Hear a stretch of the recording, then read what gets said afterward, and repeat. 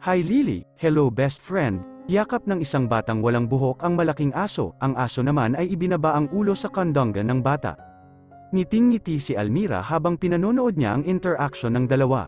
Volunteer siya at ang asong si Lily sa programa ng isang private institution na ginagamit ang mga aso para mapasaya ang mga batang may malalang karamdaman. May regular na schedule ang pagkakatoke nila ng aso niya na bumisita sa cancer ward ng isang pampublikong ospital. 2 taon nang ginagawa iyon ni Almira, at malaking satisfaction ang dulot sa kanya na kahit sa maliit na paraan ay nagagawa niyang ibsan ang sakit na nadarama ng mga munting anghel na may malubhang karamdaman. Hindi lang naman ang mga bata ang natutulungan ng programa, pati ang mga magulang ng mga may sakit ay nakakadama ng kaunting ginhawa sa ideyang sumasaya ang mga anak nila sa sandaling panahong nasa ang aso. Hindi nagtagal ay natapos na ang session, oras na ng pahinga at ng gamutan ng mga pasyente kaya aalis na sila ni Lily. Tinawag na ni Almira ang aso, ikinabit ang leash nito at sinimulan ng igiya papunta sa kinapaparadahan ng segunda manong sasakyang ipinahirap sa kanya ng foundation. Kaso ay nasi CR si Almira, malayo-layo pa ang biyahe niya at baka hindi siya makatiis, napilitan siyang dumaan sa banyo imbes na tumuloy na sa parking area kung saan naghihintay ang service vehicle ng organisasyong kinabibilangan. Naghanap siya ng pagtatalyan sa leash ng aso pero wala siyang makita, at ihing-ihi na siya, masunurin naman si Lily. Kaya matapos na utusan ng stay, ay iniwan niya ito sa labas ng pinto. Sa kanya mabilisang tinugon na ang tawag ng kalikasan. May nauna sa kanya sa nag-iisang cubicle na gumagana ang tagaal sa loob, kakatukin na nga sana niya ito para alamin kung buhay pa nang sa wakas ay bumukas ang pinto. Nagmamadali nang pumasok sa cubicle si Almira, hindi na niya pinansin ang hindi kagandahang amoy paliwanag kung bakit natagalan sa loob ang gumamit niyon at nagmamadali nang tinugon ang utos ng kanyang pantog. Nagpunas siya ng tissue at mabilisang naghugas ng kamay sa sink, saka lumabas na. At napamaang, wala ang aso niya, luminga-linga siya sa koridor. Hindi lumalayo si Lily kapag hindi siya kasama, kung lumakad man, bunsod ng pagkainip, ay doon lang sa tabi-tabi. Lily, tinawag niya ang aso, sumipol pa siya, pero walang asong lumapit sa kanya. Kinabahan si Almira, nadognap ba si Lily, magpapanik na dapat siya nang may marinig pagungot, tila nang gagaling iyon sa makipot na pasilyong sa unang tingin ay pagkakamalang ukalang sa dingding. Sinundan niya ang tunog at doon niya natagpuan ang naglakwat siyang aso, may nginunggusuan ito na kung ano, sako yata ng bigas. Oy, anong ginagawa mo dyan? Siniti ni Almira ang aso.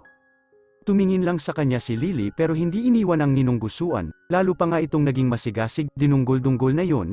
Tigilan mo yan, utos niya, come here.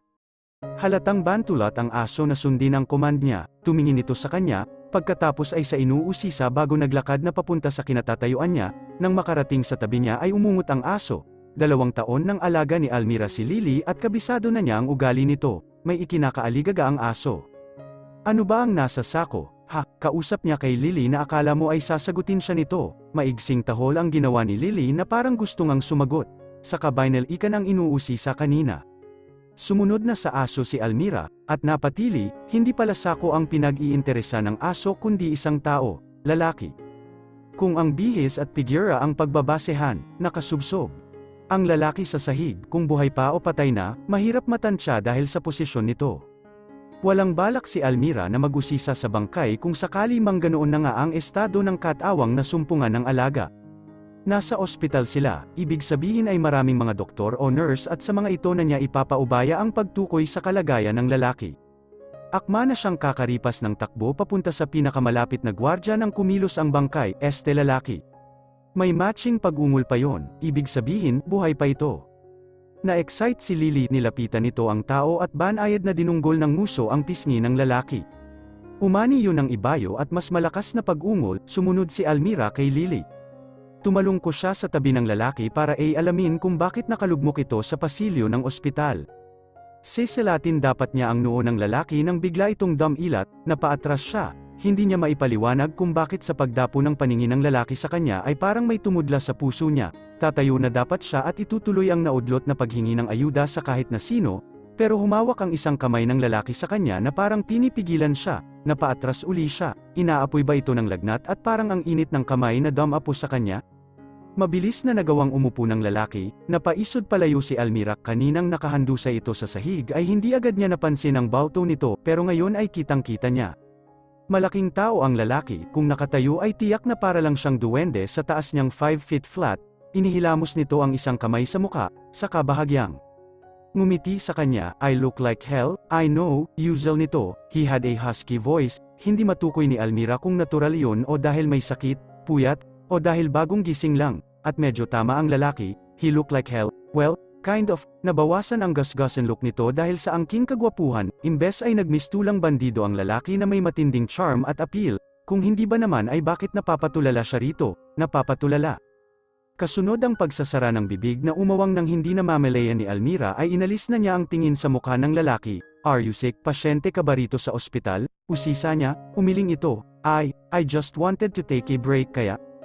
Lang, ewan, naligaw yata ako. Break, from what? Dito ka nagtatrabaho? Tanong niya, at naligaw. Seryoso? Napangiwi ang lalaki. Why yeah, seryoso? I seem to have taken a wrong turn, at dahil antok na antok ako, na-disorient ako. May binabantayan ako pasyente sa ICU. That explains it, kaya pala medyo gasgasan ang lalaki ay bantay pala ito ng pasyente, nakakangarag talaga yon, lalo kung nasa ICU, ang binabantayan nito. Well, technically, hindi nagbabantay ang lalaki, ang mga ICU patient kasi ay hindi pwedeng bantayan sa loob ng silid. Mas malamang na sa labas ng ICU nakatanghod ang lalaki nag-aalala at nababalisa sa kalagayan ng pasyenteng binabantayan. I felt the need for some air, lumabas ako ng ospital at pagbalik ko, well, hindi ko na namalayan ang sumunod na mga pangyayari. Nagising na lang ako na may dumidampi sa pisngi ko. Siya pala yun, sinulyapan ng lalaki si Lily na ngayon ay kalmado nang nakaupo sa tabi nila. Meet Mr. Dog, pagpapakilala ni Almira, saka mabilisang ipinaliwanag kung ano ang ibig sabihin ng tawag na yon sa aso. Galing kami sa cancer ward at siya ang nakadiskubre sa iyo. Akala ko nga, sako ka ng patatas muntik na kitang ipabuhat sa janitor para dalhin sa kitchen ng ospital. Biro lang ang huling sinabi niya, bunsod lang ng kagustuhang mapangiti ang lalaki kahit paano masyado na yata siyang nas-anay sa pag-astang payaso sa mga batang pasyente ng cancer ward, kaya ngayon na may kaharap siya na ang hitsura ay tila pinagsakluban ng langit at lupa ay hindi siya makatiis na hindi ito tangkaing patawanin. Napangiti naman ang lalaki kahit paano, sinulyapan ang sarili at kinapakapapa ang katawan, pwede nito ngang mapagkamalang patatas, anito. Si Almira pa ang natawa, mabuti at may natitira pang sense of humor ang kaharap niya kahit pa nagbabantay ito ng pasyenteng malubha ang lagay. Hitsura, joke lang yun, malayo ang nang figure mo sa patatas, in fact, you look quite buff, iyon ay hindi biro, sa mabilisan at ni hindi na malayang pagkilatis ni Almira sa lalaki ay nabuo agad ng isip niya ang konklusyong yun. Kung katawan ang pag-uusapan ay may sinasabi ang sa lalaki. Thanks, anito, sa pagkakataong iyon ay hindi nahilaw ang ngiti, let me guess gym buff ka, no? Tanong niya, not really, mas sports ang hilig ko, basketball and swimming, mostly, pero bihira ko nang magawa nitong nagdaang mga linggo, I'm always at the hospital, parang ngang, dito na ako nakatira. Inihilamos nito ang isang kamay sa muka, may tubo na ng balbas sa panga nito at tayo-tayo ang mga buhok, incredible na kahit sa ganoong estado ng lalaki ay nagagawa pang lumutang ng kagwapuhan nito. Kaya ano pa kaya ang hitsura ng lalaki kung kompleto ito sa tulog, hindi nababalisa, at nakapag-ahit, makalaglag panty, no doubt, conclusion ni Almira sa sarili, and so affable. Natigilan siya, gaano na ba katagal mula nang huli siyang may mapansin na lalaki, hindi na niya matandaan, parang 100 years na. Her interest in guys ended the day she learned her boyfriend Daniel died in a car accident.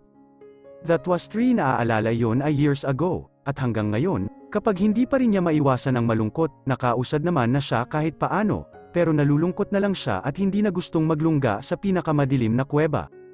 Napailing si Almira, nagpasalamat na nalagpasan niya ang napakasaklap na yugtong iyon ng buhay niya. Dahil hindi biro na sa sumunod na napakaraming araw pagkatapos mawala ni Daniel ay ipinalagay ni Almira na nagwakas na rin ang buhay niya, mas gugustuhin pa nga niya na isinama na siya sa hukay o kahit pa ang maging zombie na lang para hindi na maramdaman ang matinding sakit ng isang nawala ng mahal sa buhay.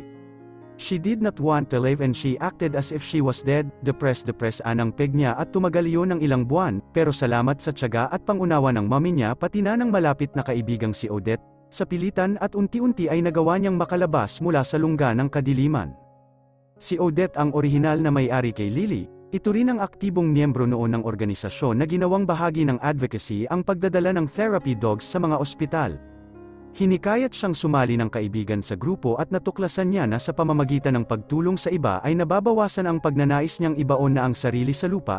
Nang kinailangan ng sumunod ni Odette sa asawa na sa Canada nagtatrabaho ay ipinasa nito sa kanya si Lily, Gayon din ang pinagkakaabalahan nito bilang miyembro ng organisasyong namamahala sa Mr. Dog Program. Naghilom ang sugat sa puso ni Almira na likha ng biglaang pagkawala ng nobyo, pero ang pagkakaroon ng interes na pumasok sa panibagong relasyon, ewan kung mahahanap pa niya, halos hindi nga siya nakakapansin ng lalaki. Kaya siya nagulat sa naramdamang pagkaantig ng kuryosidad ngayon sa kaharap niya. Mahirap talagang magbantay ng may sakit, lalo kung medyo seryoso ang lagay nila, but the thing is, at least, the patient is still alive, at habang may buhay, may pag-asa, right? Bahagyang nabasag ang tinig ni Almira, naisip din kasi niya na nasa lalaki ang lahat ng pagkakataon para magpaalam ng maayos sa kung sino mang mahal nito sa buhay na nasa ICU, iyon ay kung sakaling sa kamatayan humantong ang lagay ng pasyente, na huwag naman sana, samantalang siya, ni hindi na nakitang buhay si Daniel. Humugot siya ng malalim na hininga, ang bagong papel niya sa buhay ay ang magbigay ng pag-alo at konsolasyon sa mga taong may pinagdadaanan, hindi ang mag-emote sa harap ng mga ito, kaya pinilit niyang palisan ang bigat na dam-apo sa kalooban.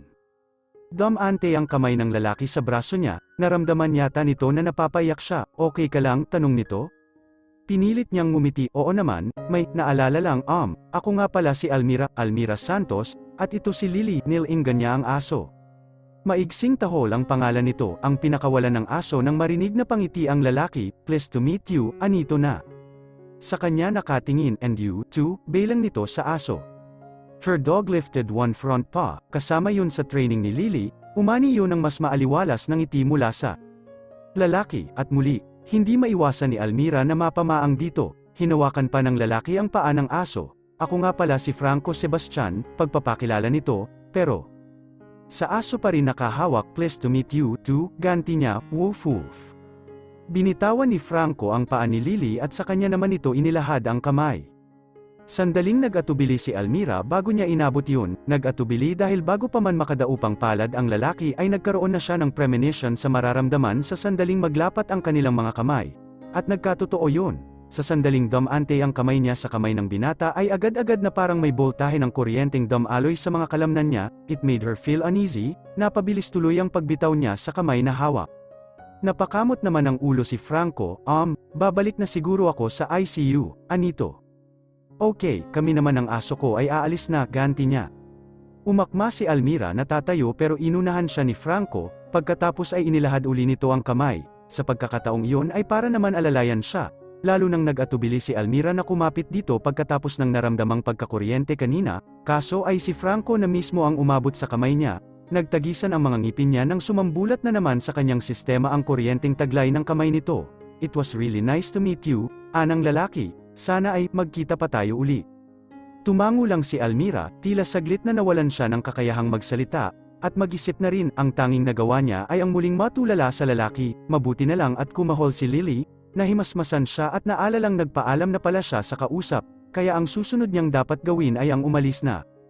Oh, paano, Ania, see you, ani Franco, ilang sandali pa ang kinailangang lumipas bago napilit ni Almira ang sarili na tumalikod kay Franco, at sa lagay na iyon ay 2 beses pa siyang napalingon sa binata, ano ba ang meron kay Franco na lang ang pansin niya, para makuha nito ng ganoon.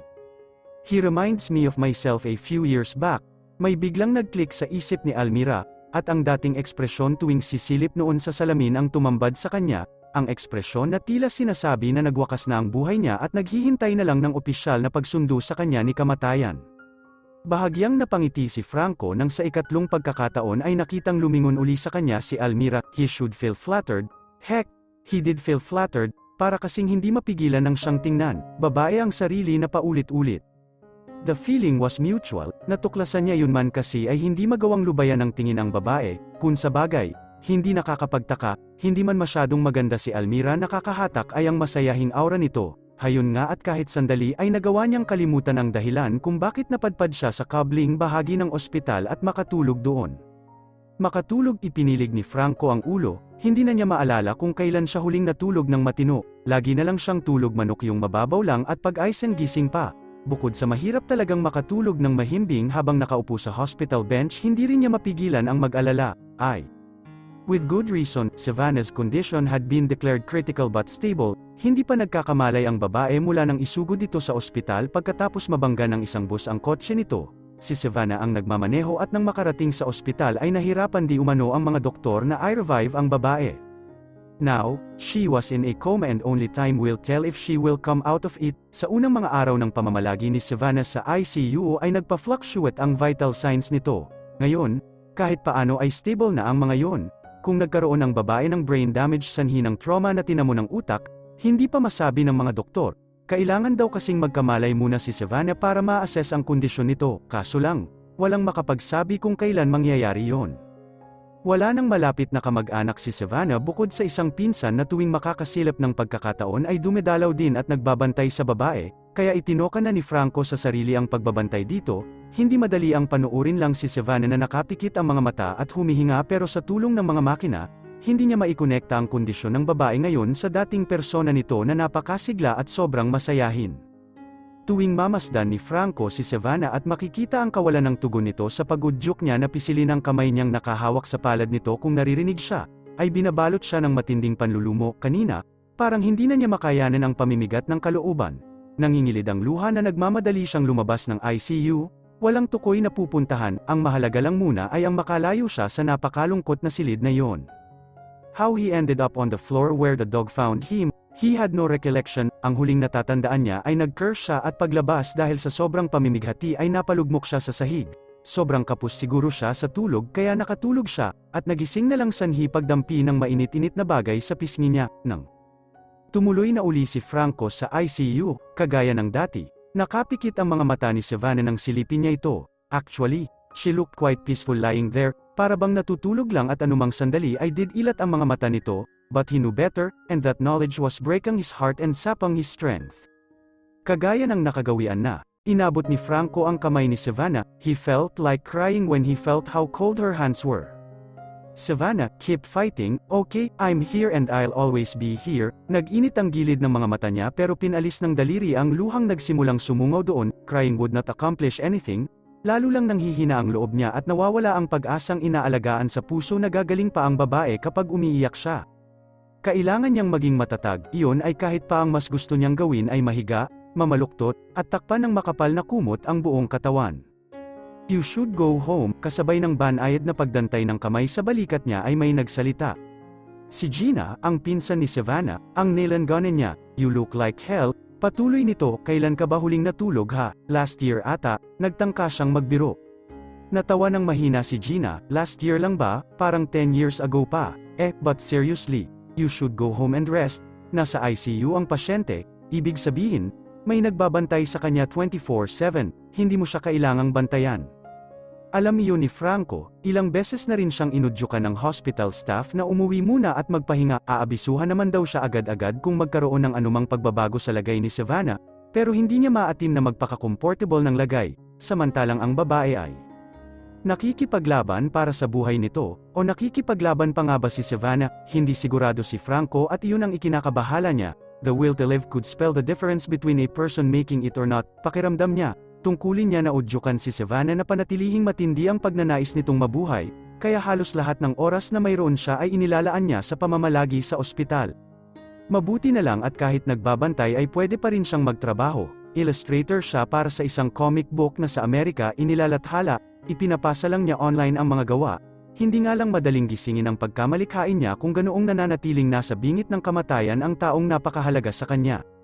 He felt so helpless, wala siyang magawa maliban sa patuloy na udyukan si Savannah na pagsikapan nitong mabuhay, but if that was the only thing he could do, he would do it to the best of his abilities, kaysa hodang huwag siyang matulog sa susunod pang 5 siglo. Calm Franco, this is a top-rate hospital, hindi yun nila pababayaan si Savannah. Wika ni Gina, alam ko naman yun, it's just that I can't stay away. Oh, Franco, Savannah is so lucky to have you, sabi ni Gina. What good am I to her if she doesn't even know I'm here, sagot niya. Oh, I'm sure she knows, anang dalaga, at kapag nagising na siya, siguradong ikaw ang unang pasasalamatan niya. Malamlam ng ngiti lang ang naisukli ni Franco sa sinabi nito. Get some rest, ako na muna rito, udyok uli ni Gina.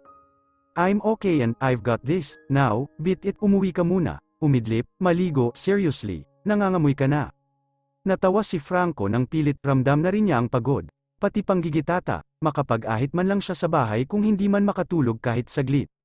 Okay, if you insist, aniya at matapos magpaalam kay Savannah ay lumabas na ng ICU.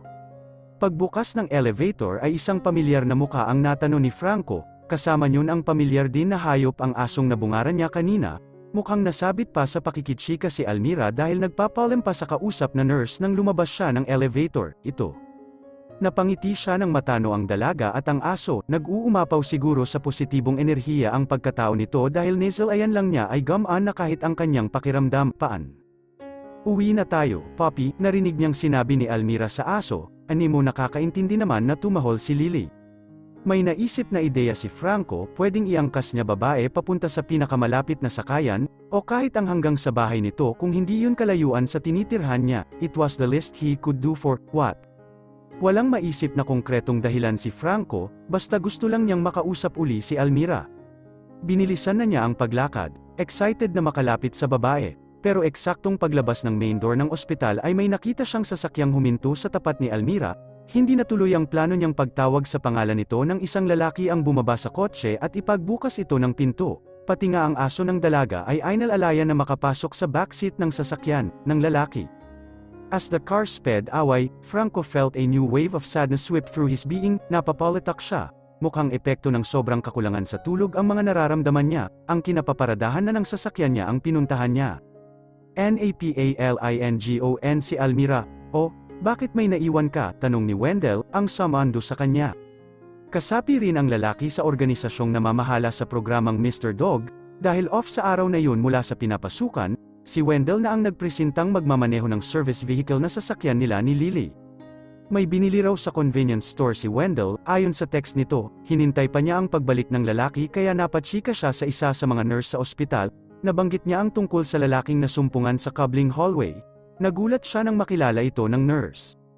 "Ah, si Franco, anito, nako, bilib naman ako sa isang iyon, halos sa ospital na nakatira ang isang iyon." Sino ba ang binabantayan niya? Lalong naantig ang kuryosidad ni Almira. Savannah ang pangalan, I think, asawa niya, asawa. Hindi maintindihan ni Almira kung bakit tila bumagsak ang kalooban niya, pakiba niya kung asawa o kahit nga kabit pa, ang dahilan ng halos pagtira na di umano ng lalaki sa ospital. Kaapelyido niya at hyphenated, Savannah Dolores Sebastian ang nakalagay na pangalan ng pasyente, astang devoted husband naman siya, kaya ipinalagay namin na asawa nga niya, sayang nga, Nakuha agad ni Almira ang ibig sabihin ng nurse, sayang na may asawa na si Franco. "I second the motion," wika niya sa sarili bago ma-censor ang sinasabi ng isip. Pero agad din siyang naalibadbaran, nasa bingit na nga ng kamatayan ang misis ni Franco, pinag-iisipan pa niya ng ganoon ang lalaki. "Ikaw talaga," pabirong site niya sa nurse, joke lang, yummy kasi yung Franco, pag-amin. Nang kausap niya, pero sana magkamalay na ang jowa, nakakaawang tingnan si Franco. Halata na ang hirap ng pinagdadaanan. Imagine, buhay nga ang pasyente pero wala namang malay at walang kasiguruhan kung magkakamalay. Siya naman, tuloy-tuloy lang ang pagbabantay, sinasabihan namin na magpahinga naman. Natatawagan siya agad-agad kung kailangan, pero puro tanggi. Siguro mahal na mahal yung misis. Dapat lang, di ba, misis niya, ani Almira na pinilit na ipagtabuyan ang panghihinayang na muli na namang nagsumiksik sa kalooban. Kung sa bagay, kaya nga ang swerte ng Savannah na yon, gusto mo, palit kayo ng kalagayan, biro niya sa nurse. "Nako, thanks na lang, hindi ko pipiliing maging comatose kahit pa kasing yummy ni Franco ang magbabantay sa kin." Kagaya ng inasahan niya, tumanggi agad ang nurse. May sasabihin pa sana si Almira pero nakatanggap siya ng text galing kay Wendell na malapit na ito, kaya nagpaalam na siya sa kausap at inakay na palabas ng ospital ang aso. Nakasakay na sa passenger seat at napaandar na ni Wendell ang sasakyan nang may mahagip ang paningin ni Almira sa rearview mirror, parang pamilyar sa kanya ang figura, pero mabilis ang andar ng sasakyan at nakaliko na sila palabas ng parking lot bago siya nakalingon kaya hindi na nasilip ang nahagip ng paningin. "Sino ba kasi ang hinahanap mo, Wendell?" tanong uli ni Anino ko. Sagot na lang niya, bakit pa ba niya pupursigihing alamin kung si Franco o hindi nga ba ang nakita, wika niya sa sarili. "What's the big deal, may misis na nga siya, di ba?" Inayos na niya ang pagkakaupo at ilang sandali pa ay masaya na silang nagkukwentuhan ni Wendell. Ayaw isipin ni Almira na masama ang ugali niya ng lalaki, ang mangyayari kapag hindi niya kinumusta man lang si Franco porke lang natuklasan na taken na ang tungkulin niya bilang volunteer sa Mr. Dog program ay ang magbigay ng konsolasyon at kasiyahan sa mga may pinagdadaanan sa buhay. Oo na, walang sakit na cancer si Franco at lalong hindi ito bata, pero halata pa rin na mabigat ang pasanin nito. Kaya hindi man siya magbugi o cha-cha sa harap ng lalaki maaliw ito ay tama lang sigurong kumustahin para niya, dahil katsika na niya ang marami sa mga nurse sa ospital ay madaling magtanong sa mga ito kung nandoon ba si Franco. Pagkatapos ng trabaho nila ni Lily sa cancer ward ay inihabilin muna niya ang aso sa isa sa mga sa ospital at sumaglit siya sa ICU. Hindi sa lahat ng oras ay pwedeng pumasok sa lugar na iyon ang kaanak ng pasyente, may takdang schedule ang mga ito para makalapit sa binabantayan. Mukhang tapos na ang lang oras na iyon dahil naabutan ni Almira na nakaupo sa bench si Franco, nakasubsob ang ulo nito sa armrest, halatang pagod na pagod. May pumigas sa puso niya nang makita ang estado ng lalaki, hindi rin niya maiwasang makadama ng inggit sa babaeng sobrang pinahahalagahan nito kaya ganoon nito kitiyagas sa pagbabantay. Nagtatalo ang kalooban ni Almira kung lalapitan si Franco o hahayaan na lang na magpahinga ng magtaas ito bigla ng muka, sandali itong natigilan nang makita siya. Pagkatapos ay kumarba sa isang magandang ngiti ang mga labi nito, parang nabalahura sa malalim na lubak ang puso ni Almira sa nakitang tanawin, oo, tanawin talagang maituturing at napakaganda pa ng ngiting nakita niya. It was amazing how a simple smile can transform a person's appearance, kung kayang maging gwapo ni Franco kahit sambako lang mukha. Kapag ganoong nakangiti ito ay hindi lalong makahagilap ng maipanlalarawan dito si Almira, basta ang alam niya, deadly ang ngiti ni Franco, nakaka-cardiac arrest. I thought I wouldn't see you again, sabi nito kasabay ang pagtayo sa kinauupuan. Bakit naman kinagat ni Almira ang dila, parusa sa bigla-biglang pagiging bulol niyon? Lagi akong nandito sa ospital kaya hindi malayong makita mo uli ako, di ba? Umayos naman ang dila niya, tumuwid na rin sa wakas. Gaano ka na ba katagal na nagpupunta rito, and yet, kung hindi pa magkikita, sagot nito, doon sa aso mo, hindi tayo. Kung sa bagay, napilitan siyang sumang-ayon, it's what you call destiny, may bamulong sa isip niya. Destiny ka dyan, muntik nang mapasimangot si Almira, mabuti at naalalang may kausap siya at baka isipin nito na ito ang sinisimangutan. Para saan pa ang destiny na yan kung may nagmamay-ari na sa kanya? Kumusta ka na ba, at kumusta ang misis mo, pinilit niyang magsalita, okay lang ako kahit syempre puyat at pagod as. For wait did you say misis, halatang nagulat si Franco. Oh, hindi mo pa ba siya wife, girlfriend kung ganoon? Savannah is neither my wife nor my girlfriend, saad ng lalaki matapos sandaling matigilan. Alleluia, alleluia, alleluia, alleluia, pakiwori ni Almira ay bumukas sang langit at lumabas ang isang kawan ng nag-aawitang mga anghel, ano mo pala siya kung ganoon, usisa niya. She's, natahimik saglit ang lalaki, parang naghahagilap ng akmang isasagot, she's my sister-in-law, si Almira naman ang nagulat, sobrang devoted naman ng binata sa pagbabantay sa sister-in-law nito. And a very good friend, as well, actually. Ako nga ang naging daan para magkakilala sila ni Kuya Carlo, paglilinaw ni Franco. Nasaan ang kuya mo? Kung ganoon, hindi mapigil ang itanong ni Almira, hindi ba dapat ay ang kapatid ng binata ang nagbabantay sa asawa nito? He's in the States, umuwi lang naman ng Pinas si Savannah para sa isang family reunion, hindi nakasama sa kanya si Kuya dahil abala siya sa pinapasukan niyang law firm doon, and then the accident happened, car versus bus, unfortunately, si Savannah ang nagmamaneho ng kotse, nasa kasagsagan ang pagdinig para sa isang malaking kasong hawak niya si Kuya kaya hindi siya makauwi para bantayan si Savannah, that's why he asked me to watch over her, I'm giving him regular updates about his wife's condition. I see, ang hirap siguro para sa kapatid mo, siguradong gustong-gusto niyang puntahan ang asawa niya pero kailangan din siya sa trabaho. Yeah, simpleng tugon ni Franco, but I'm here at dahil close friend ko si Savannah ay nakakasiguro naman si Kuya na hindi ko pababayaan ang misis niya, napailing ito kasabay ang pagpolitak, saan mo naman nasagap ang balitang ako ang asawa ni Savannah? Ay iyon ang impresyon ng mga taga rito, magkaapelyido kayo at devoted husband ang dating mo kaya, nagkibit balikat siya. Sumulyap si Franco sa gawin ng ICU, Savannah and I, we had been through a lot together, mula college ay magkaibigan na kami, best friends, actually, at nang maging asawa siya ni Kuya, well, she became part of the family, too, paliwanag nito, she's lucky to have you by her side, nasabi ni Almira ang bagay na noong una pa man ay iniisip na niya. She deserves more, sagot ni Franco, kasabay ang paglatay ng lungkot sa mukha nito, dapat ay ang asawa niya ang nasa tabi niya. Baka mas makatulong iyon para makarecover siya, hindi lang talaga pwede si Kuya. I'm sure na a-appreciate ni Savannah ang concern at pag-aabala mo para sa kanya. Ano ba ang sabi ng mga doktor? Iyon ay kung hindi mo mamasamain ang pagtatanong ko, markang paywas senador siya na kung tsismosa ang dating ko, sabi ni Almira. Ngumiti ang binata at muli ay nag-transform ang hitsura, napakuyom ang isang kamay ni Almira sa pagpipigil na mapatili, matapos niyang malaman na hindi naman pala nito asawa o nobya ang binabantayan ay umalpas yata bigla ang pagnanais niyang maglumandi. Tumigil ka agad na supalpal ng KJ na bahagi ng pagkatao niya, hindi porke single at tila available ay lalandiin na niya, posible namang hindi interesado si Franco, at malay nga ba niya kung available nga. Baka may girlfriend, baka pari, baka bading, ang daming rason para hindi ito maging up for grabs. May gusto pang sabihin si Almira, marami pa, tumunog ang cellphone niya, may pumasok na mensahe, matagal ka pa ba?